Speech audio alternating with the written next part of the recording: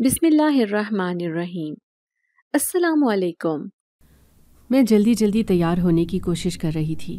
مجھے یوں تیار ہونے کی عادت نہیں تھی، اس لیے میں نے تیار ہونے میں کافی ٹائم لگا دیا تھا۔ ابا کے کسی دوست کی بیٹی کی شادی تھی، اس لیے وہ چاہتے تھے کہ میں ان کے ساتھ جاؤں۔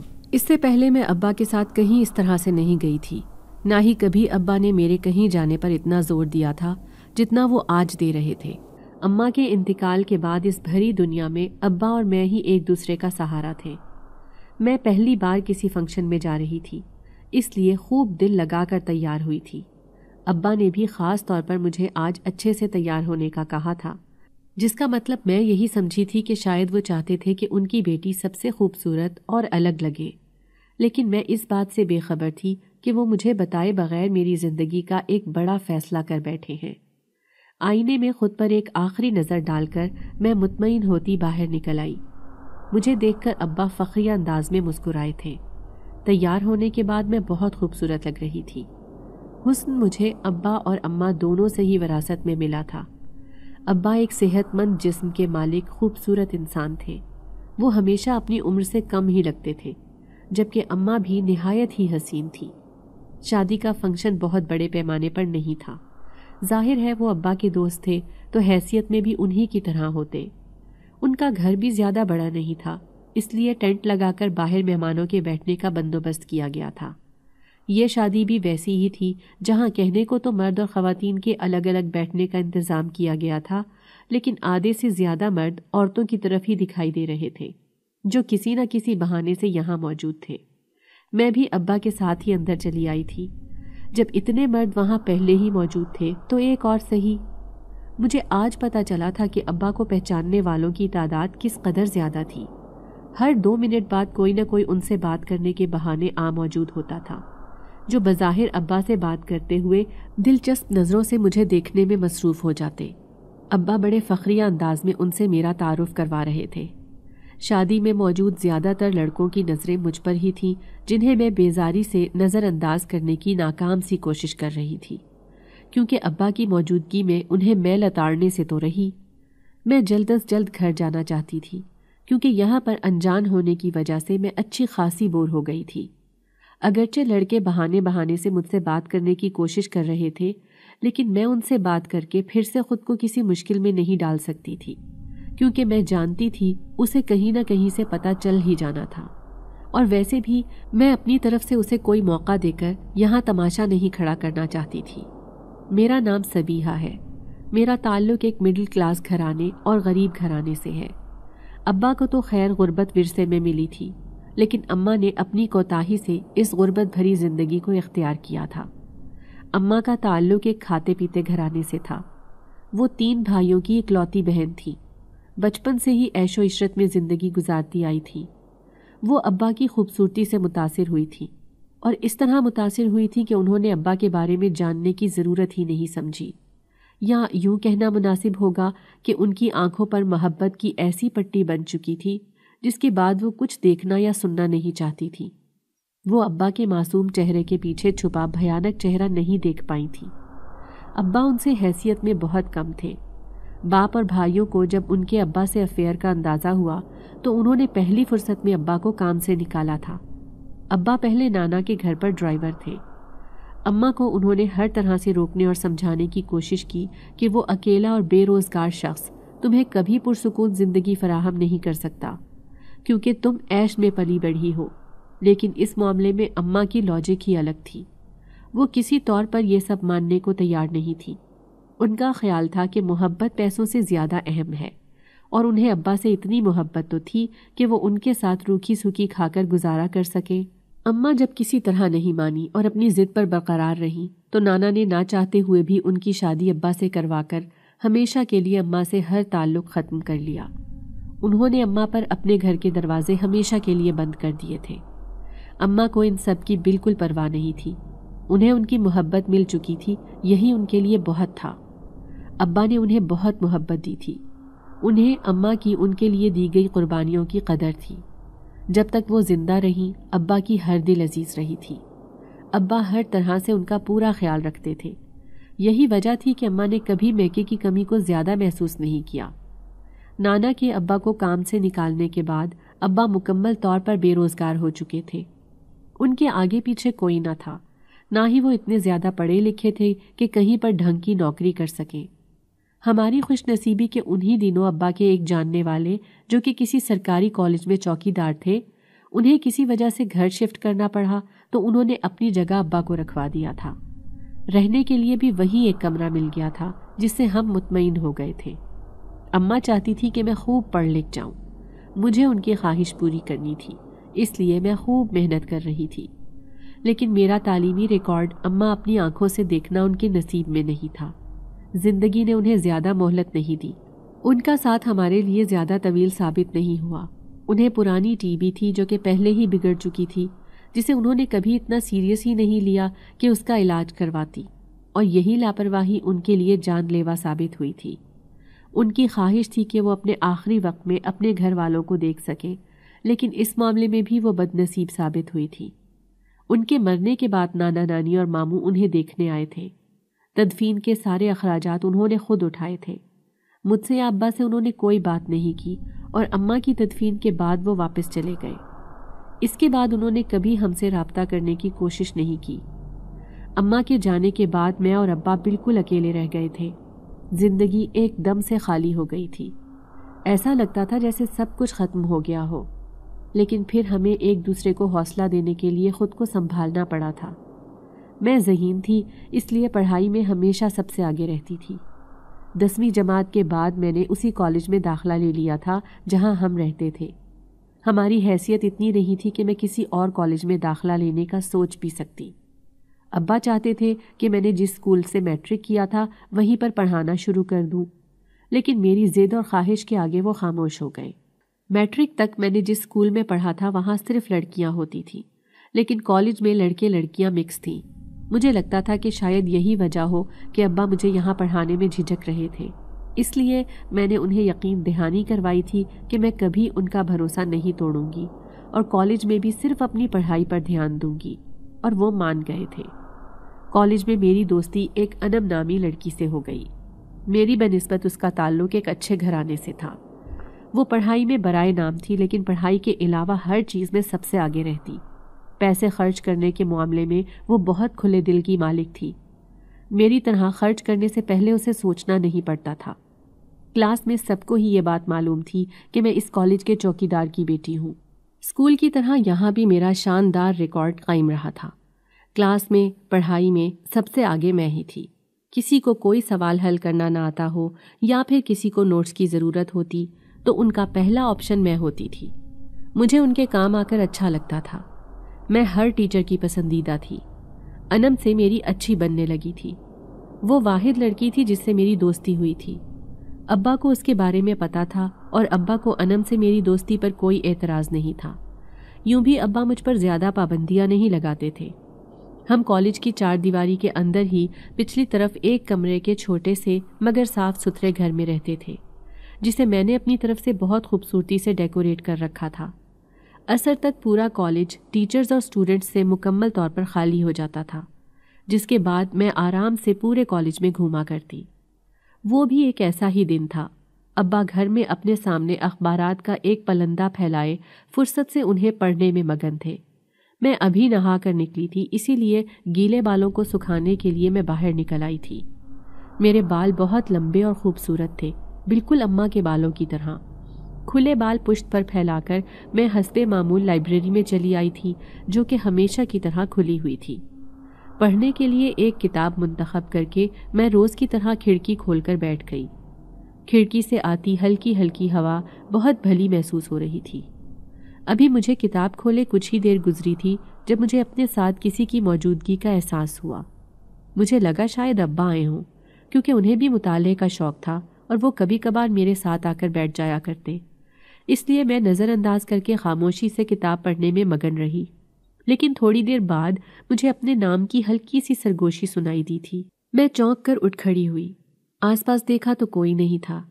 میں نے کھڑکی سے باہر جھانک کر دیکھا تو وہاں بھی کوئی نہیں تھا۔ میں اپنا وہم سمجھ کر دوبارہ بیٹھ گئی، کیونکہ کافی ٹائم سے میرا یہی معمول تھا۔ میں عصر کی نماز پڑھ کر یہاں آ جاتی اور پھر مغرب کے وقت واپس چلی جاتی، لیکن میں زیادہ دیر یہ سب نظر انداز نہیں کر سکتی تھی۔ تھوڑی دیر بعد مجھے خوف سے اچھلنا پڑا تھا کیونکہ لائبریری کا بھاری دروازہ ایک زوردار آواز کے ساتھ بند ہو چکا تھا۔ میں دوڑتے ہوئے دروازے کی طرف آئی اور اسے کھولنے کی کوشش کرنے لگی، لیکن وہ سختی سے بند تھا۔ میرا دل خوف کے مارے زور زور سے دھڑکنے لگا۔ ایسا معاملہ میرے ساتھ پہلی بار پیش آیا تھا۔ میں زور زور سے دروازہ پیٹنے لگی، ساتھ ہی ساتھ ابا کو آوازیں بھی دے رہی تھی، لیکن وہ یہاں سے دور تھے، اس لیے ان تک میری آواز جانا ممکن نہیں تھا۔ تبھی مجھے اپنے پیچھے ایک آہٹ اور اپنے نام کی سرگوشی دوبارہ سنائی دی تھی۔ میرا دل خوف کے مارے پھٹنے لگا تھا۔ اس سے پہلے کہ مجھے کچھ سمجھ آتا، میں بے جان ہوتے وجود کے ساتھ زمین پر گر پڑی۔ جب مجھے ہوش آیا تو میں اپنے بستر پر موجود تھی۔ ابا میرے پاس ہی پریشان نظروں سے مجھے دیکھ رہے تھے۔ مجھے ہوش میں آتا دیکھ کر انہوں نے سکھ کا سانس لیا تھا۔ میں اس واقعے کا ذکر ابا سے کر کے انہیں اور پریشان نہیں کرنا چاہتی تھی۔ مجھے یہ خوف بھی تھا کہ ہو سکتا ہے وہ میری بات کا یقین ہی نہ کریں، اس لیے میں نے انہیں صرف اتنا بتایا کہ کمزوری کی وجہ سے مجھے چکر آ گئے تھے۔ اگلا پورا دن میں شدید بخار میں پڑی رہی۔ اس کے بعد میں نے شام کے وقت اکیلے لائبریری میں جانا چھوڑ دیا۔ مجھے کوئی کتاب پڑھنی ہوتی تو میں وہ گھر لا کر پڑھ لیا کرتی تھی۔ انم سے میری دوستی وقت گزرنے کے ساتھ ساتھ مضبوط ہوتی جا رہی تھی۔ اس کی کلاس کی لڑکیوں کے ساتھ لڑکوں سے بھی اچھی بات چیت تھی۔ یوں بھی وہ تھوڑی آزاد خیال تھی۔ لڑکوں سے بات چیت اور ہنسی مذاق اس کے لیے عام بات تھی۔ اس کی فیملی کی طرف سے بھی اسے مکمل آزادی تھی۔ وہ مجھے کئی مرتبہ اپنے گھر چلنے کا کہہ چکی تھی، لیکن میں ہمیشہ کوئی نہ کوئی بہانہ بنا کر ٹال دیا کرتی تھی۔ وہ ویسے بھی ناراض ہونے والوں میں سے نہیں تھی۔ ایک دن اس نے مجھے کلاس ٹائم میں کہا کہ اسے شاپنگ کرنے جانا ہے، لہٰذا میں بھی اس کے ساتھ چلوں۔ وہ اکیلی تھی اس لیے مجھے ساتھ لے جانا چاہ رہی تھی۔ میں نے ہمیشہ کی طرح اسے یہ کہہ کر منع کر دیا کہ ابا نہیں مانیں گے۔ انم نے کہا کہ وہ خود جا کر ابا سے بات کرے گی، اور اس نے صرف کہا نہیں بلکہ ابا کے پاس جا کر اجازت بھی لے آئی۔ اب میرے پاس کوئی چارہ نہیں تھا، اس لیے مجھے نہ چاہتے ہوئے بھی حامی بھرنی پڑی تھی، کیونکہ وہ واقعی ہی اس دفعہ ناراض ہو جاتی۔ ایسا نہیں تھا کہ مجھے شاپنگ کرنا ناپسند تھا یا میں انم کے ساتھ جانا نہیں چاہتی تھی، وجہ پیسوں کی قلت تھی۔ میں ابا سے کبھی بے جا خواہشات کا اظہار نہیں کیا کرتی تھی۔ وہ جتنا دیتے وہ میرے لیے بہت تھا، ویسے بھی میرے اخراجات نہ ہونے کے برابر تھے۔ انم مجھے لے کر ایک مہنگے شاپنگ مال میں آئی تھی، جہاں چیزوں کی قیمتیں دیکھ کر میں دنگ رہ گئی تھی۔ میں زندگی میں پہلی دفعہ کسی مال آئی تھی، اس لیے حیرت سے چاروں طرف دیکھنے میں مگن تھی۔ انم بنا چیزوں کی قیمتیں دیکھے انہیں خریدنے میں مصروف تھی۔ مجھے جو چیز کھٹک رہی تھی وہ خریداری کے وقت اس کا بے پرواہ انداز تھا۔ اس نے مجھے اب تک یہی بتایا تھا کہ اس کا تعلق تھوڑے خوشحال گھرانے سے ہے، لیکن وہ اتنی دولت مند تھی، اس کا اندازہ مجھے آج ہوا تھا۔ لیکن اگر وہ اتنی دولت مند تھی تو وہ ایک سرکاری کالج میں کیوں پڑھ رہی تھی؟ میں دماغ میں اٹھتے خیالات کو جھٹک کر دوبارہ اس کی طرف متوجہ ہو گئی۔ میرے منع کرنے کے باوجود بھی اس نے میرے لیے اچھی خاصی شاپنگ کر ڈالی تھی۔ اس کے ساتھ گھوم گھوم کر میں بری طرح تھک چکی تھی۔ تھوڑی اور شاپنگ کرنے کے بعد وہ مجھے فوڈ ایریا میں بٹھا کر جلدی آنے کا کہہ کر دوبارہ باہر چلی گئی۔ سامان وہ میرے پاس چھوڑ گئی تھی، میں وہیں بیٹھے اس کا انتظار کرنے لگی، لیکن جب کافی دیر بعد بھی وہ واپس نہیں آئی تو میں پریشان ہو گئی۔ وہ مجھے یہی کہہ کر گئی تھی کہ آدھے گھنٹے سے پہلے وہ واپس آ جائے گی، لیکن اب پورے 2 گھنٹے گزر چکے تھے اور انم کا کہیں نام و نشان نہیں تھا۔ میں پریشان ہوتی اس کو ڈھونڈنے نکل پڑی، لیکن یہ میری سب سے بڑی غلطی تھی۔ اسے ڈھونڈنے کے چکر میں میں خود گم ہو گئی تھی۔ وہ مال بہت بڑا تھا، مجھے یہ بھی نہیں پتا تھا کہ میں اس وقت کون سے فلور پر تھی، نہ ہی مجھے اس کے راستوں کے بارے میں صحیح سے علم تھا۔ لفٹ سے میں کبھی گئی نہیں تھی، اس لیے نیچے جانے کے لیے میں سیڑھیوں کی طرف چلی آئی۔ وہاں مکمل خاموشی تھی۔ نیچے جانے کے بجائے میں غلط سمت میں آ نکلی تھی، جہاں ویرانی سی ویرانی تھی۔ میری پریشانی بڑھتی جا رہی تھی۔ جب واپسی کا کوئی راستہ دکھائی نہیں دیا تو میں وہیں بیٹھ گئی۔ بے بسی کے احساس تلے میں رونے لگ گئی۔ میں رونے میں مصروف تھی جب مجھے ایسا لگا جب کوئی چل کر میرے پاس آ کر رکا ہو۔ میں نے چونک کر سر اٹھا کر دیکھا تو حیران رہ گئی۔ وہاں ایک خوبصورت لڑکا کھڑا تھا۔ وہ کوئی عام انسان کم اور کسی ریاست کا شہزادہ زیادہ معلوم ہو رہا تھا۔ بلا شبہ میں نے زندگی میں اب تک اتنا حسین انسان نہیں دیکھا تھا۔ اس کی نیلی آنکھیں مجھے اپنے سحر میں جکڑتی دکھائی دیں۔ وہ وہیں زمین پر میرے ساتھ بیٹھ گیا اور میری طرف ایک ٹیشو بڑھایا جسے پکڑتے ہوئے میں ہوش کی دنیا میں واپس آئی۔ کیا سوچ رہا ہوگا کہ کتنی ندیدی ہوں میں جو یوں دیدے پھاڑے اسے دیکھ رہی ہوں۔ مجھے شرمندگی محسوس ہوئی تو نئے سرے سے اپنی پریشانی یاد آ گئی تھی۔ اس اجنبی نے مجھ سے میری پریشانی کی وجہ پوچھی تو میں نے اسے پوری بات بتا دی۔ جواب میں وہ مجھے اپنے ساتھ آنے کا کہہ کر ایک طرف چل نکلا۔ میں ڈرتے ڈرتے اس کے پیچھے ہو لی۔ تھوڑی دیر چلنے کے بعد مجھے سیڑھیاں دکھائی دی تھیں۔ اوپر جانے کے بعد وہ مجھے دوبارہ اسی فلور پر لے آیا تھا جہاں میں پچھلے 2 گھنٹے سے بیٹھ کر انم کا انتظار کر رہی تھی۔ اس نے مجھ سے انم کا نمبر لے کر اسے کال کی، لیکن انم نے نہیں اٹھائی۔ تھوڑی دیر وہ میرے ساتھ اسے ڈھونڈتا رہا۔ بالآخر وہ ہمیں ایک شاپ کے اندر کھڑی نظر آ گئی تھی۔ وہ ایک لڑکے کے ساتھ ہنس ہنس کر باتیں کر رہی تھی۔ مجھے اس پر شدید غصہ آیا۔ اسے ذرا سی بھی پرواہ نہیں تھی کہ وہ یوں مجھے اکیلا چھوڑ کر یہاں مصروف تھی۔ اچانک اس کی نظر مجھ پر پڑی تو دور سے مجھے رکنے کا اشارہ کر کے وہ اس لڑکے سے مل کر میری طرف چلی آئی۔ میں اس سے شدید ناراض تھی۔ میں نے اس لڑکے کے بارے میں بھی پوچھنا گوارا نہیں کیا۔ اپنی ناراضگی میں مجھے اس لڑکے کا بھی خیال نہیں رہا جس نے میری مدد کی تھی۔ گراؤنڈ فلور پر آنے کے بعد وہ مجھے دوبارہ دکھائی دیا تھا۔ مجھے دیکھ کر اس نے مسکراتے ہوئے دور سے ہاتھ ہلایا تھا۔ میں نے گھبرا کر انم کو دیکھا، وہ متوجہ نہیں تھی۔ وہ لڑکا ہمارے ساتھ باہر تک آیا تھا، گاڑی میں بیٹھنے تک وہ ہمارے ساتھ آیا تھا۔ اس کے بعد وہ میری نظروں سے اوجھل ہو گیا۔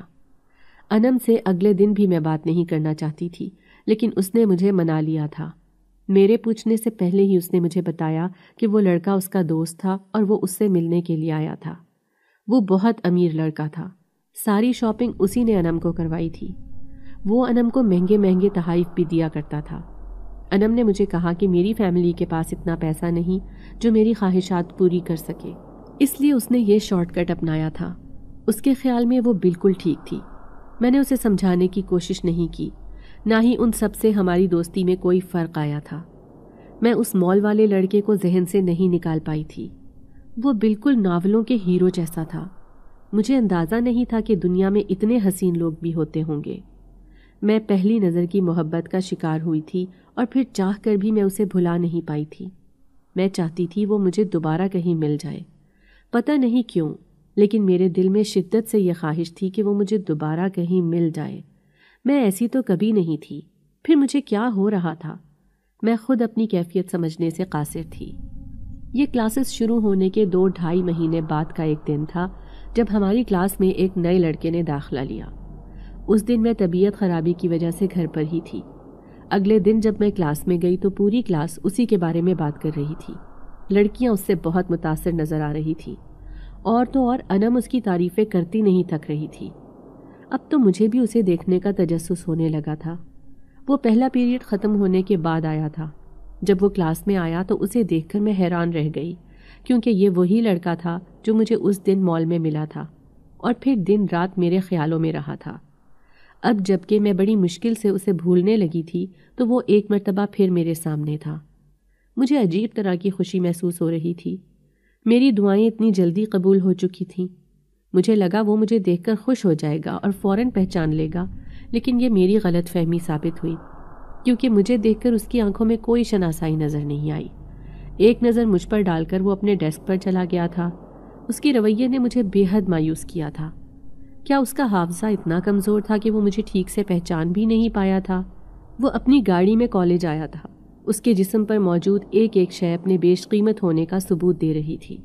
انم اور باقی لڑکیوں سے وہ بہت مسکرا کر بات کر رہا تھا۔ ایک ہی دن میں ان کی آپس میں اچھی دوستی ہو گئی تھی۔ مجھے اپنے کل نہ آنے پر افسوس ہوا تھا۔ وہ تو مجھے دیکھ بھی نہیں رہا تھا۔ شاید اسے میرے مالی حالات کا پتہ چل گیا ہو، اسی لیے وہ مجھے چھوڑ کر باقی سب سے بات کر رہا تھا۔ سوچ سوچ کر میرا دماغ تھک گیا تھا، اس لیے میں شروع کی 2 کلاسز لینے کے بعد باہر آ گئی تھی۔ میں واقعی ایک بے وقوف لڑکی تھی۔ اس لڑکے نے ایک مرتبہ میری مدد کر لی، ہنس کر بات کر لی، تو اس کا یہ مطلب تو نہیں تھا کہ میں اسے اپنے دماغ پر سوار کر لوں اور اس کے رویے کو محسوس کر کر کے اپنا دماغ خراب کروں۔ مجھے اس سے کوئی غرض نہیں ہونی چاہیے تھی۔ میری بلا سے وہ جس سے مرضی بات کرے۔ میں خود کو ڈپٹنے کے ساتھ ساتھ سمجھا بھی رہی تھی، اور پھر میں نے اپنے دل میں پختہ ارادہ کر لیا کہ میں نے نہ صرف اس لڑکے سے بات نہیں کرنی تھی بلکہ اسے مکمل طور پر نظر انداز بھی کرنا تھا۔ لیکن 2 منٹ بعد ہی میرا یہ پختہ فیصلہ ریت کی ایک دیوار ثابت ہوئی تھی۔ وہ مجھے دور سے اپنی طرف آتا دکھائی دیا۔ میں اسے نظر انداز کرنے کی ناکام کوشش میں مصروف تھی جب وہ مجھ سے تھوڑے سے فاصلے پر آ کر بیٹھ گیا۔ اس نے مجھ سے یوں کلاس سے اٹھ کر آنے کی وجہ پوچھی تو میں نے نہایت اجنبی لہجے میں اسے کہا کہ وہ کون ہے، میں اسے نہیں جانتی۔ میری بات پر وہ مسکراتے ہوئے بولا تھا، لیکن میں تمہیں بہت اچھے سے جانتا ہوں۔ اگر تم مجھے جانتے تھے تو پھر کلاس میں آ کر ایسے کیوں ظاہر کر رہے تھے جیسے میں تمہارے لیے بالکل اجنبی ہوں؟ نہ چاہتے ہوئے بھی میری زبان پر شکوہ در آیا تھا۔ جواب میں اس نے مجھے کہا کہ وہ میں تمہارے لیے کر رہا تھا۔ اس کے بہانے پر میں ہوں کہتے ہوئے وہاں سے چلی آئی تھی۔ اس کا نام حنین تھا۔ چھٹی میں وہ دوبارہ میرے پاس آیا تھا۔ مجھ سے معافی مانگ کر اس نے مجھے کہا تھا کہ میں اس سے اپنی ناراضگی ختم کر دوں۔ میں نے اس وقت تو اسے کوئی جواب نہیں دیا، لیکن مجھے اس کا یہ انداز بہت اچھا لگا تھا کہ اسے میری ناراضگی کی پرواہ تھی۔ گھر آ کر بھی پورا دن میں اسی کے بارے میں سوچتی رہی۔ ایسا تو کچھ تھا اس کی شخصیت میں جو میں اسے اپنے ذہن سے نکال نہیں پا رہی تھی۔ حنین ایک ذہین لڑکا تھا۔ میرا تعلیمی ریکارڈ جو سالوں سے کوئی نہیں توڑ سکا تھا، وہ حنین نے ایک ہفتے میں توڑ دیا تھا۔ وہ بلا کا حاضر جواب تھا۔ وہ ٹیچروں کو ایسے سمجھاتا تھا جیسے وہ ان کا ٹیچر ہو۔ ہماری کلاس کا وہ واحد انسان تھا جس نے میری مدد لیے بغیر اپنے 2 مہینوں کی پڑھائی صرف 1 ہفتے میں کور کر لی تھی۔ مجھے اس سے عجیب قسم کی جلن محسوس ہوتی تھی۔ وہ اتنا پرفیکٹ کیسے تھا؟ وہ ہر کسی کا پسندیدہ بن چکا تھا۔ وہ آہستہ آہستہ میری جگہ لے رہا تھا، بلکہ لے چکا تھا۔ انم ہر وقت اس کی توجہ حاصل کرنے کی کوششوں میں لگی رہتی۔ وہ میری دوست تھی۔ میں چاہ کر بھی اس کے سامنے حنین کے لیے اپنے جذبات کا اظہار نہیں کر سکتی تھی، کیونکہ میں سبیحہ تھی، انم نہیں، جو منہ میں آئی ہر بات کہنے کی عادی ہو۔ وہ صبح اس وقت تک کلاس میں نہیں جاتا تھا جب تک اسے میں نظر نہ آ جاتی۔ بریک ٹائم وہ میرے اور انم کے لیے کچھ نہ کچھ لاتا رہتا، جسے انم اپنا حق سمجھ کر وصول کرتی۔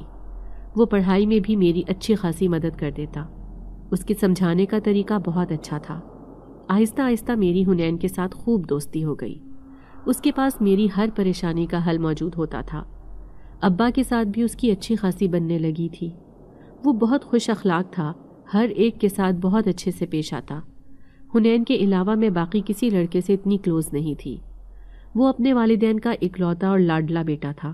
اپنی فیملی کے بارے میں اس نے مجھے زیادہ کچھ نہیں بتایا تھا، بس اتنا کہا تھا کہ اگر میں ان کے بارے میں جاننے کی شوقین ہوں تو اس کے ساتھ جا کر ان سے مل لوں۔ ہر 2 مہینے بعد کالج میں گرینڈ ٹیسٹ ہوتے تھے، جن میں پورے کالج میں اول آنے والے کو پرنسپل اور ٹیچرز کی طرف سے نہ صرف پرائز دیے جاتے تھے بلکہ اسے تمام اسٹوڈنٹس کا ہیڈ بھی بنا دیا جاتا تھا۔ میں 1 مرتبہ جیت کر یہ اعزاز اپنے نام کر چکی تھی، اور دوبارہ بھی ایسا ضرور ہوتا اگر حنین نہیں ہوتا۔ میں ہر صورت میں یہ مقابلہ جیتنا چاہتی تھی، اور اس کے لیے میں نے خوب محنت کرنی شروع کر دی تھی۔ میں نے حنین سے بات کرنا بھی بہت کم کر دی تھی تاکہ زیادہ سے زیادہ پڑھ سکوں اور اسے پیچھے چھوڑ سکوں۔ یہ بات میں اسے بتا نہیں سکتی تھی کہ مجھے ہر صورت میں جیتنا ہے، کیونکہ اس طرح بورڈ کے امتحانات کا سارا خرچہ کالج والوں کے ذمے ہوتا۔ ٹیسٹ سے 1 دن پہلے کلاس ٹیچر نے ہم سے ایک ٹیسٹ لیا جس میں میرا 1 نمبر کم جبکہ حنین کے پورے نمبر آئے تھے۔ میری مایوسی اور بڑھ گئی۔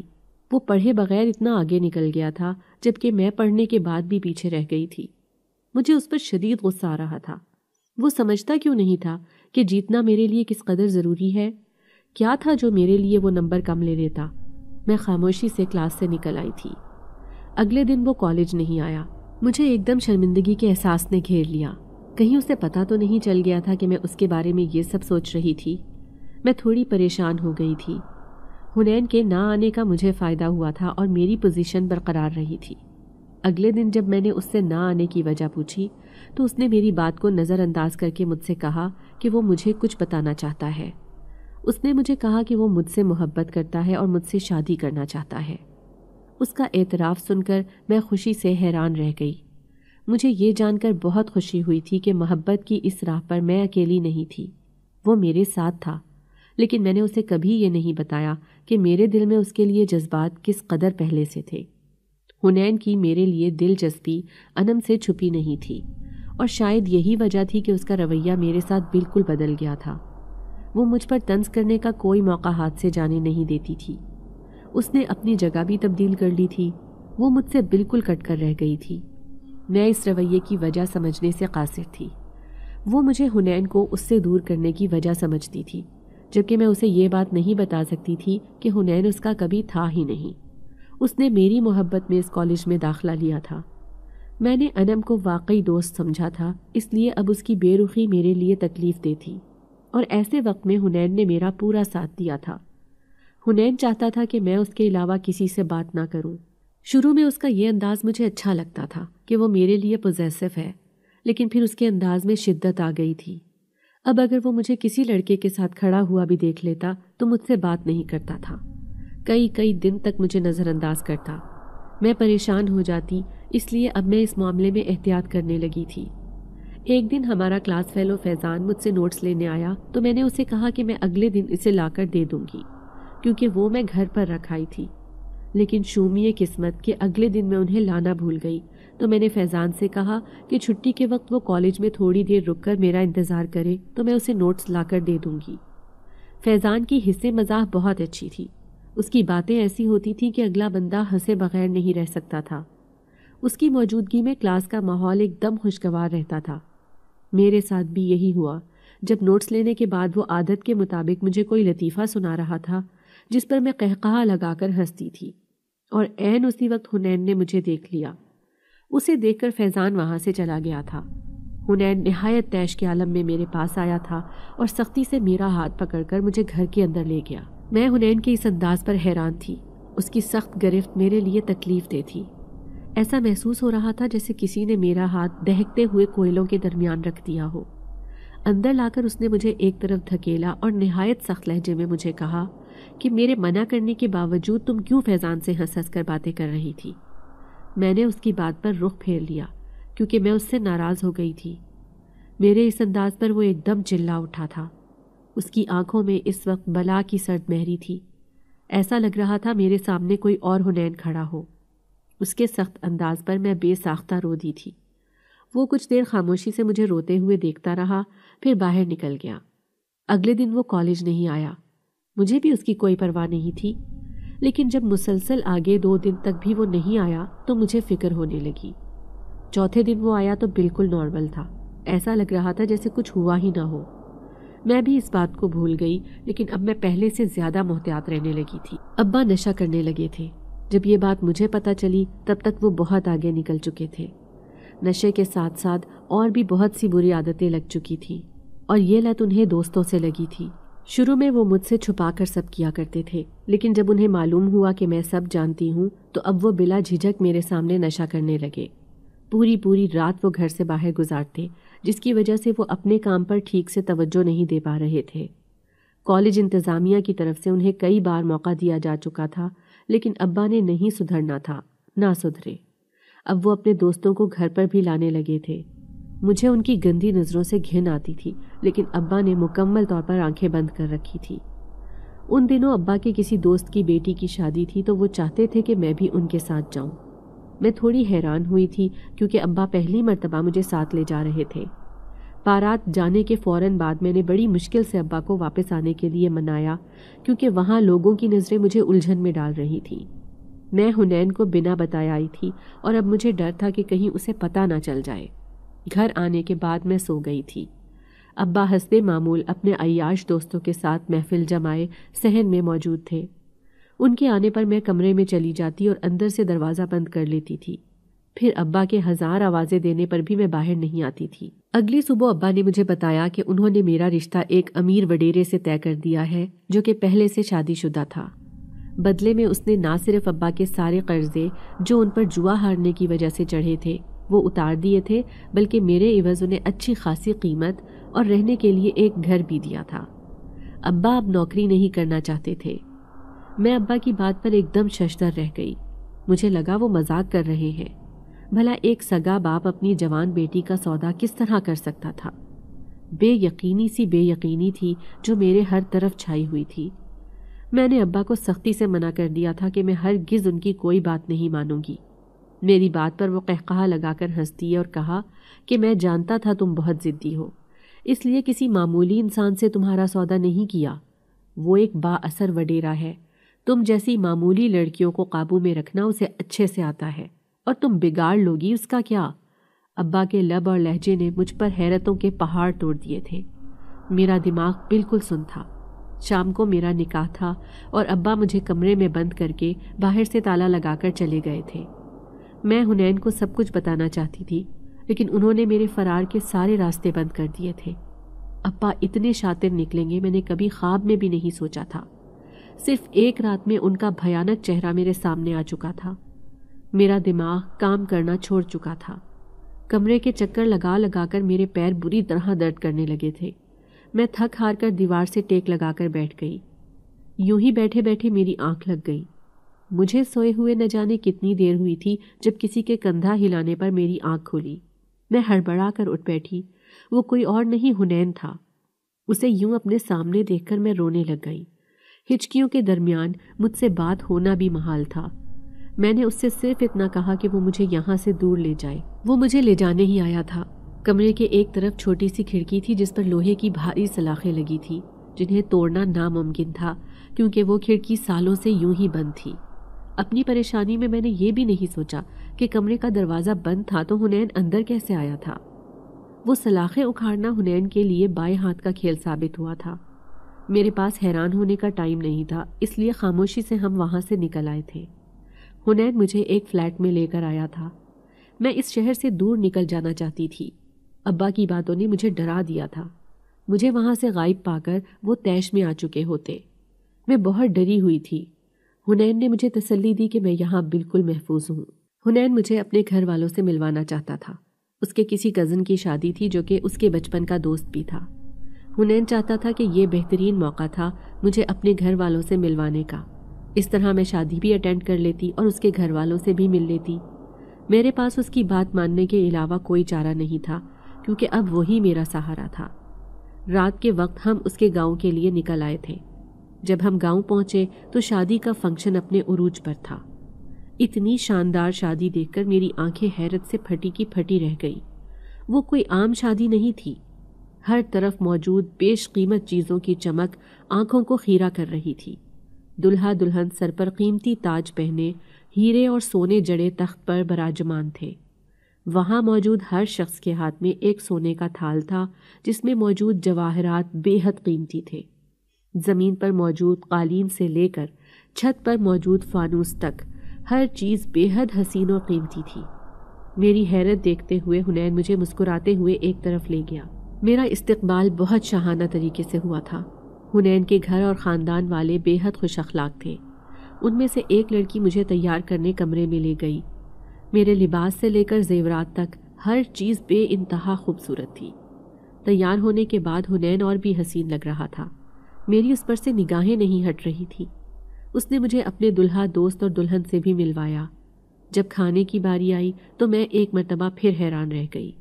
انواع و اقسام کے لذیذ کھانے دیکھ کر میری بھوک چمک اٹھی تھی، لیکن ایک بات مجھے بری طرح کھٹک رہی تھی کہ وہ کھانا صرف میرے سامنے لا کر رکھا گیا تھا۔ ان سب نے کھانے کو ہاتھ بھی نہیں لگایا تھا۔ میں نے حنین سے اس کی وجہ پوچھی تو اس نے میری بات ٹال دی۔ بلا شبہ وہ رات میری زندگی کی ایک حسین رات تھی۔ اس کے بعد حنین نے کہا کہ اب ہمارے رخصت ہونے کا وقت آ گیا ہے۔ میں نے حیرت سے اسے دیکھا۔ وہ کہاں جانے کی بات کر رہا تھا؟ یہی تو اس کا گھر تھا۔ لیکن اس نے مجھے بعد میں بتانے کا کہا تو میں خاموش ہو گئی۔ رخصت کرتے وقت سب نے مجھے کوئی نہ کوئی قیمتی تحفہ دیا تھا، لیکن جانے کے احساس سے میرا دل بہت اداس تھا۔ حنین اس دفعہ مجھے لے کر اس فلیٹ پر نہیں آیا تھا، بلکہ وہ ایک ویران جگہ تھی۔ ہم پیدل چل کر آئے تھے۔ چلتے چلتے وہ ایک ٹوٹے پھوٹے مکان کے آگے رک گیا۔ وہ مکان بہت ہی پرانا اور خستہ حال تھا۔ میں حیران ہو کر تھک چکی تھی، اس لیے خاموشی سے حنین کے ساتھ چلتی ہوئی اندر آ گئی، لیکن اندر آ کر ایک مرتبہ پھر مجھے رکنا پڑا تھا۔ وہ قدم قدم پر مجھے حیرت کے شدید جھٹکے دینے پر تلا ہوا تھا۔ وہ مکان باہر سے جتنا ویران اور ٹوٹا ہوا لگتا تھا، اندر سے اس کے بالکل برعکس تھا۔ ایک صاف ستھرا اور خوبصورت مکان تھا جو کہ بے حد روشن تھا۔ میری حیرت میں ہر گزرتے لمحے کے ساتھ اضافہ ہی ہوتا چلا جا رہا تھا۔ حنین نے مجھے آرام کرنے کا کہا، لیکن مجھے پہلے ہر چیز کی سچائی جاننی تھی، اس لیے میں نے اسے منع کر دیا۔ میرے ضد کرنے پر وہ مان گیا اور مجھے اپنے سامنے بٹھا کر کہنا شروع کیا، تم میری بات تسلی سے سننا، اس کے بعد تمہارا جو فیصلہ ہوگا وہ مجھے منظور ہوگا۔ اس کے اس انداز پر میرا دل کسی انہونی کے احساس تلے دھڑکا تھا۔ وہ ضرورت سے زیادہ سنجیدہ لگ رہا تھا۔ اس نے مجھے بتایا کہ میں کوئی عام انسان نہیں بلکہ ایک جن زاد ہوں اور شہنشاہ جنات کے خاندان سے میرا تعلق ہے۔ ہمارا تعلق جنات کے اس قبیلے سے ہے جو کہ انسانوں کی مدد کرنا اپنا فرض سمجھتے ہیں، کیونکہ ان کے ساتھ مل کر ہماری طاقتیں کئی گنا زیادہ ہو جاتی ہیں۔ ایک دن میں انسانی دنیا میں اپنا کام نمٹا کر واپس اپنے قبیلے کی طرف جا رہا تھا جب میری نظر تمہارے حسین بالوں پر پڑی۔ مجھے پہلی نظر میں تم سے عشق ہو چکا تھا۔ میں تم سے بات کرنا چاہتا تھا لیکن تم ڈر کر بے ہوش ہو گئی تو میں وہاں سے واپس چلا آیا۔ مجھے لگتا تھا کہ وقت کے ساتھ میں تمہیں بھول جاؤں گا، لیکن یہ میری غلط فہمی ثابت ہوئی۔ میں کسی طرح تمہیں فراموش نہیں کر سکا، اور ایک دن تم پریشان حالت میں ایک مال میں تھی تو میں تمہاری مدد کرنے کے لیے انسانی شکل میں چلا آیا۔ میرے اس طرح کرنے سے میری کئی طاقتیں کمزور ہو گئی تھیں، لیکن مجھے اس کی کوئی پرواہ نہیں تھی۔ اس کے بعد کچھ عرصے تک میں نے انسانی دنیا میں آنا چھوڑ دیا تاکہ تمہیں اپنے ذہن سے نکال سکوں، لیکن میں ناکام رہا تو تمہارے لیے میں نے ایک انسان کی شکل اختیار کر لی۔ میں تمہاری ہر حرکت پر نظر رکھتا تھا، اس لیے میں یہ بھی جانتا تھا کہ تم بھی مجھ سے محبت کرنے لگی تھی۔ میں ایک جن زاد ہوں، اس لیے مجھے تمہارے بارے میں سب کچھ پتہ چل جایا کرتا تھا۔ میرے گھر والوں کو شروع میں اعتراض تھا، لیکن بعد میں میرے سمجھانے پر وہ مان گئے۔ لیکن انسانی شکل میں رہنے کے لیے یہ شرط لگا دی گئی کہ میں انسانوں کی زیادہ سے زیادہ مدد کروں تاکہ میری طاقتیں کمزور نہ پڑ جائیں۔ کل تم جس شادی میں گئی تھی وہ کوئی عام شادی نہیں بلکہ شہنشاہ جنات کے بیٹے کی شادی تھی، جو کہ میرا چچا زاد اور بہت اچھا دوست ہے۔ میری حقیقت جاننے کے بعد اگر تم میرے ساتھ رہنا چاہتی ہو تو ہم شادی کر لیں گے، اور میں ہمیشہ تمہارے ساتھ ایک انسان کے روپ میں رہوں گا۔ لیکن کبھی کبھی مجھے اپنی اصلی حالت پر آنا ہوگا جسے تم نے برداشت کرنا ہوگا، اور اگر تم میرے ساتھ نہیں رہنا چاہتی تو بھی میں تمہاری حفاظت کرتا رہوں گا۔ میں بالکل چپ بیٹھی اس کی ساری باتیں سن رہی تھی۔ مجھے کبھی اس کی باتوں پر یقین نہیں آتا اگر میں اتنے غیر معمولی واقعات نہ دیکھ لیتی۔ مجھے حنین کے ساتھ رہنے میں کوئی حرج دکھائی نہیں دے رہا تھا، کیونکہ میں اس لالچی باپ کے ہتھے دوبارہ نہیں چڑھنا چاہتی تھی۔ اس کے ساتھ میں خود کو بہت محفوظ تصور کرتی تھی، اس لیے میں نے ہمیشہ کے لیے حنین کے ساتھ رہنے کی حامی بھر لی۔ لیکن میں نے ایک شرط رکھی تھی کہ وہ کبھی میرے سامنے اچانک سے اپنی اصلی حالت پر نہیں آئے گا۔ وہ میری بات مان گیا تھا، اور یوں آج ہم دونوں ایک دوسرے کی سنگت میں ایک خوش و خرم زندگی گزار رہے ہیں۔ کیا میرا فیصلہ درست تھا یا مجھے حنین کا ساتھ چھوڑ دینا چاہیے تھا؟ اگر آپ کو آج کی ہماری کہانی پسند آئی ہے تو اسے لائک کیجیے اور اپنے پیاروں کے ساتھ شیئر کیجیے، اور ہاں، اگر آپ نے ابھی تک ہمارا چینل سبسکرائب نہیں کیا تو ضرور کیجیے۔ ملتے ہیں کل ایک نئی اور دلچسپ کہانی کے ساتھ، تب تک کے لیے اللہ حافظ۔